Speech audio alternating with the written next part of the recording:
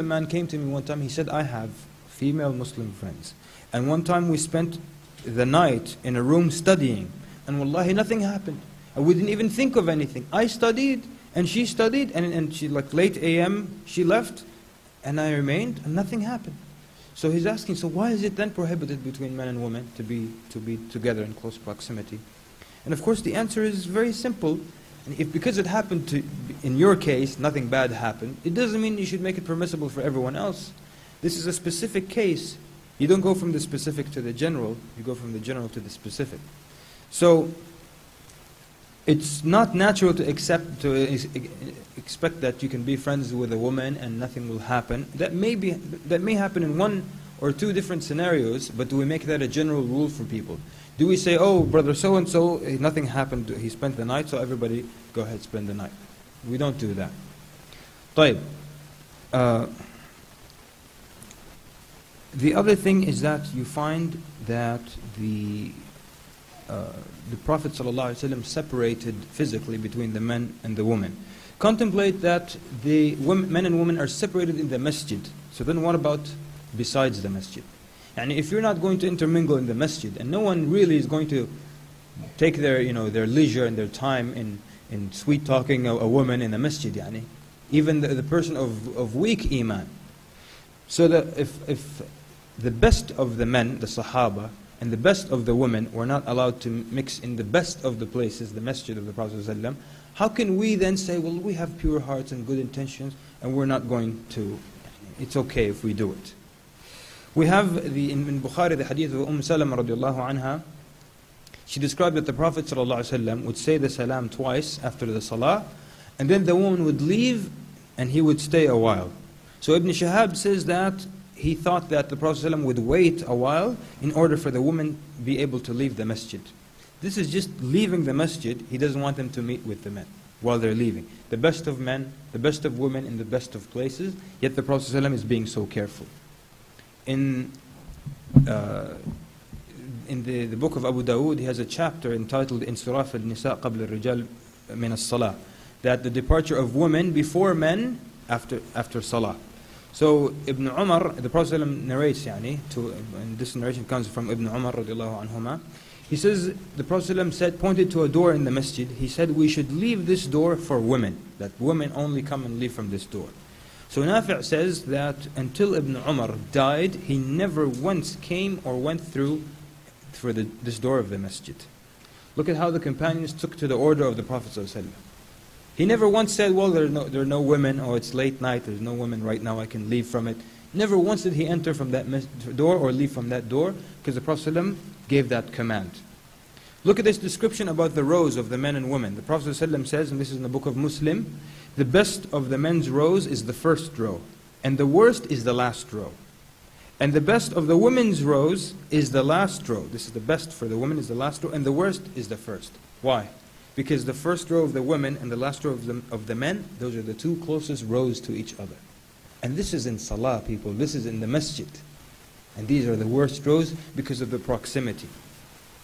In another hadith narrated by Abu Dawood, the Prophet ﷺ says, give way to the women. Give way means when you're walking on the roads. Because he saw the men and women, when they leave the masjid, they walk on the road meet together, meaning that there's a man here in the middle of the road, a few steps back there's a woman in the middle of the road, and they're all walking home.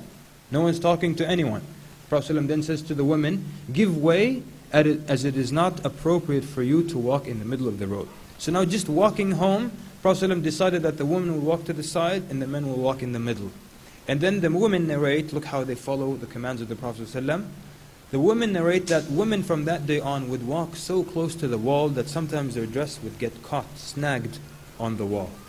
This is how they obeyed the Prophet ﷺ. And this is how the Prophet ﷺ separated between them, even just walking home from Salah. So then the excuse of the pure heart and the good intention doesn't hold.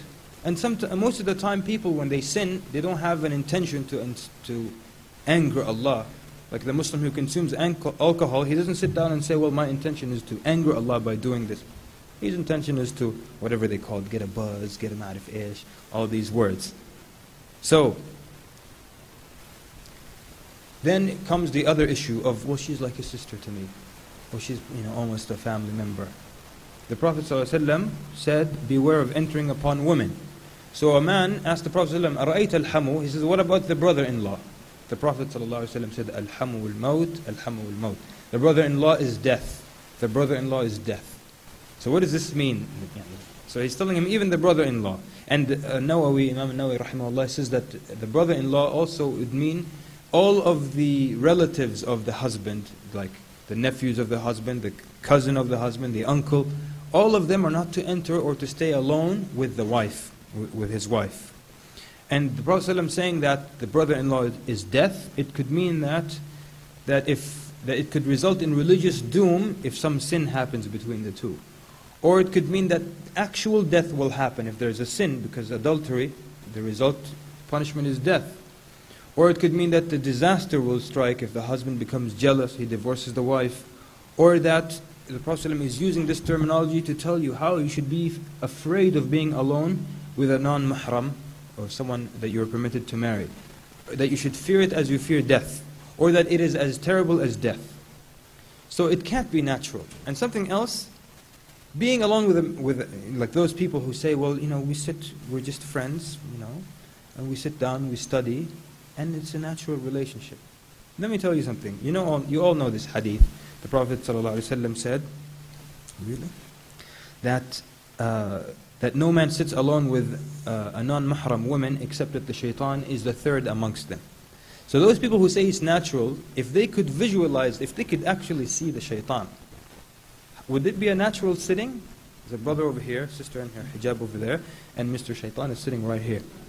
If you took a photograph of the three of them sitting together, Shaitan is sitting there, would it look like a natural, Allah, very innocent, huh? What's Shaitan doing sitting with you if it's innocent? He can't be in a gathering and it's a nice, innocent gathering. So it can't be something natural. Now then we want to move quickly, since our time is about up, to the issue of, so now we're talking about when you intermingle, that's one of the things that facilitates zina. When you're alone with a woman. And being alone doesn't just happen like that, it happens when barriers start to break. We want to talk then about the gaze. The Prophet ﷺ says, لا تتبع النظرة النظرة بالنظرة فإنها بريد الزنا. The Prophet ﷺ says, do not follow a glance with another glance, because it's like the facilitator of zina, or one of the passageways, the avenues of zina. So this is the gaze, and you know that you're allowed one look, and then that won't be counted against you. If you look again, it's counted against you. And some brothers try to be smart, so they take one long look. The whole idea of the look is that now you know there's a woman there, you turn away. So if you keep looking, you still know there's a woman there, you can't keep looking. And this also, by the way, lowering the gaze can also apply to women, especially if they feel that there is fitna, or some emotions will be stirred, then the woman has to lower her gaze as well. A lot of times people who look at women a lot, they always tell you the same thing. They think they're smart. They're trying to be funny. And they tell you that, إِنَّ اللَّهَ جَمِيلٌ يُحِبُّ الْجَمَالِ. So we're looking at the beauty of woman. Allah is beautiful and He loves beauty. So then the comeback is that, I understand because Allah is beautiful, He loves beauty. Why do you love it? Okay. So I wanted to...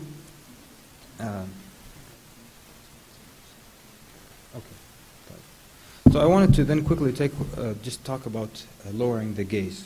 I want to take the example of one of the companions of the Prophet ﷺ. His name was Tha'laba ibn Abdul Rahman. He was a young man about the age of 16, and he used to always run errands for the Prophet ﷺ. He would send him here and he would send him there to do something for him. So one day the Prophet ﷺ sent him to do something, and he was walking through the city of Medina, and he passed by a house with an open door. So he glanced inside and he saw a type of curtain that they used to cover the shower area. And the wind blew that curtain and he saw a woman, a Muslim woman inside that was bathing.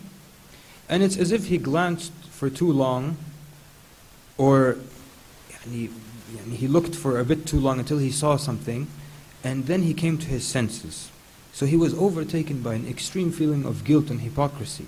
And he said to himself, A'udhu billah, the Prophet, how can I be of the companions of the Prophet ﷺ, and one who is close to him, who runs his errands, and be so horrible as to disrespect the people's privacy? So then he says, I disrespect the awrah of the Muslims. Wallahi, Allah is going to send ayat and reveal and mention me with the hypocrites. So he feared to return to the Prophet ﷺ, who would tell him that he is a hypocrite. So he ran away out of fear. He ran away. So the Prophet ﷺ waited for him for hours, and he waited from one prayer to the next. And then he started to ask about him as the days went by. And then